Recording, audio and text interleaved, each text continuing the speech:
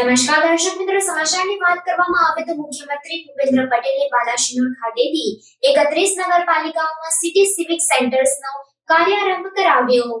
મુખ્યમંત્રી ભૂપેન્દ્ર પટેલે આ નવનિર્મિત સિટી સિવિક સેન્ટર્સનું લોકાર્પણ કર્યું। તે વખતે રાજ્યમાં 31 સ્થળે આયોજિત કાર્યક્રમમાં રાજ્ય મંત્રીમંડળના સભ્યો, ધારાસભ્યો અને પદાધિકારીઓ પણ જોડાયા હતા।